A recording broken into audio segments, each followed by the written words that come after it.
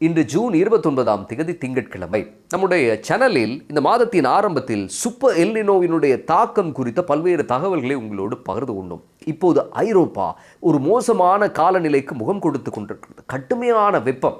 German உட்பட பல நாடுகள் வரலாற்றில் காணாத வெப்பநிலை இப்போது கண்டு கொண்டிருக்கிறார்கள். நூற்றுக்கணக்கான மரணங்கள் பதிவாகி கொண்டிருக்கின்றன.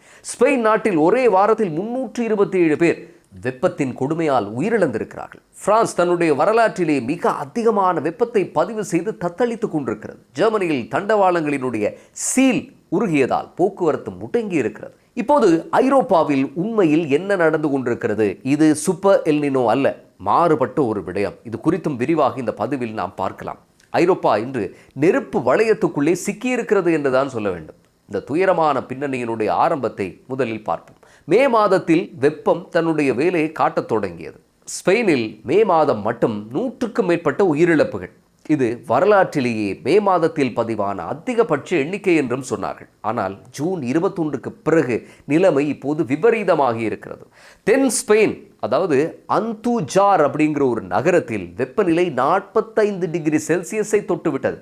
ஜூன் மாதத்தில் இவ்வளவு வெப்பத்தை அந்த மக்கள் இதற்கு முன்னர் பார்த்ததே இல்லை என்கிறார்கள். ஸ்பெயினின் அரசு வெளியிட்டிருக்கக்கூடிய தரவுகளின்படி பார்த்தால் கடந்த சில நாட்களில் மட்டும் 327 பேர் வெப்பம் தாங்க முடியாமல் உயிரிழந்திருக்கிறார்கள். மே மாதம் முதல் கணக்கிட்டால் இந்த எண்ணிக்கை 600ஐ தாண்டுகிறது. குறிப்பாக வடக்கு பகுதியில் வசிக்கக்கூடிய மக்கள்தான் அதிகம் பாதிக்கப்பட்டிருக்கிறார்கள் என்று செய்திகள் வெளியாகின்றன. பொதுவாகவே குளிர்ந்த சீதோஷ்ண நிலை கொண்ட அந்த பகுதி மக்களுக்கு இந்த வெப்பம் ஒரு புதிய ஆக்ரோஷமான எதிரியாக மாறியிருக்கிறது. கடலோர காற்று கூட வீசாமல் வெப்பம் ஒரு குடை போல அந்த நகரங்களை மூடி பிடித்து கொண்டிருக்கிறது.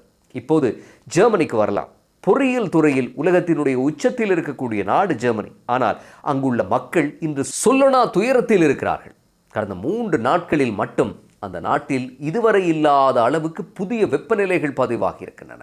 ஆனால் வரலாற்றில் முதல் முறையாக 41 டிகிரி செல்சியஸை தாண்டி நிற்கிறது வெப்பநிலை. தண்டவாளங்கள் வெப்பத்தில் விரிவடைந்து வளைந்து விட்டன. ரயில்களோட கூடிய தண்டவாளங்களே வெப்பத்தை தாங்க முடியாமல் வளைந்தால் சாமானிய மனிதனுடைய நிலை என்னவாகும்? லெப்சிக் நகரில் டிராம் வண்டிகள் நிறுத்தப்பட்டிருக்கின்றன. பிராண்ட்பர்கில் ஒரு ரயில் நடுவழியில் நின்றிருக்கிறது. ஏர் கண்டிஷனர் வசதி இல்லாததால் 600 பயணிகள் உள்ளேயே சிக்கி தவித்திருக்கிறார்கள். கதவுகளை உடைத்து மீட்பு படையினர் அவர்களை வெளியேற்றக்கூடிய நிலையும் ஏற்பட்டிருக்கிறது. ஏன் ஜெர்மனியில் இவ்வளவு சிக்கல்? ஐரோப்பிய நாடுகளில் வெறும் 20% வீடுகளில் மட்டும்தான் ஏசி வசதி இருக்கிறது. அவர்களுடைய கட்டிடங்கள் குளிர்காலத்துக்காக கட்டப்பட்டது. அதாவது வெப்பத்தை தக்க வைத்துக் கொள்ளும் வகையில் அவை கட்டப்பட்டவை. ஆனால் இப்போது கோடைக்கால வெப்பம் வீடுகளுக்குள்ளே புகுந்து கொண்டு அதை வெளியே விடாமல் தடுத்து கொண்டிருக்கிறது.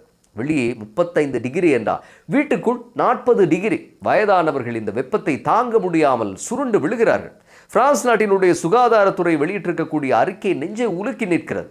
ஜூன் 24க்கு பிறகு கடந்த மாதத்தை விட சுமார் 1000 பேர் கூடுதலாக உயிரிழந்திருக்கிறார்கள் என்று அந்த அறிக்கை சொல்லுகிறது. பொதுவாக பாரிஸ் போன்ற நகரங்களில் ஒரு நாளைக்கு 1000 பேர் இறப்பது இயல்பு. ஆனால் கடந்த சில நாட்களில் அது 1400ஐ தாண்டி இருக்கிறது. இறந்தவர்களில் 85% பேர் 65 வயதுக்கும் மேற்பட்ட முதியவர்கள். தனிமையில் வாழும் முதியவர்கள் தங்களுடைய வீட்டுக்குள்ளேயே வெப்பம் தாங்க முடியாமல் யாருக்கும் தெரியாமல் உயிரிழந்ததுதான் இந்த துயரத்தினுடைய உச்சம்.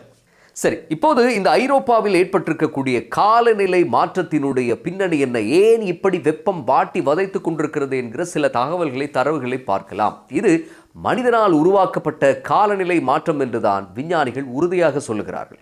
உலக சுகாதார நிறுவனம் ஒரு எச்சரிக்கை ஒன்றை விடுத்திருக்கிறது. ஐரோப்பா இப்போது உலகத்தினுடைய அதிவேகமாக வெப்பமடைந்து வரும் கண்டமாக மாறியிருக்கிறது என்று சொல்லுகிறது. இது ஏன் நடக்கிறது? பொதுவாக காற்று வீசும்போது வெப்பமான காற்று ஒரு இடத்தில் தங்காமல் நகர்ந்து சென்றுவிடும்.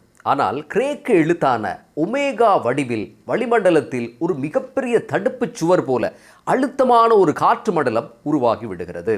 இது ஒரு மூடப்பட்ட பெட்டி போல செயல்பட்டு அந்த பகுதியில் இருக்கக்கூடிய வெப்பத்தை வெளியேற விடாமல் சிறைபிடித்துக் கொள்கிறது. இதனால் அந்த வெப்பமான காற்று நகர முடியாமல் ஒரே இடத்தில் பல வாரங்களுக்கு தங்கி தகித்துக் கொண்டிருக்கிறது.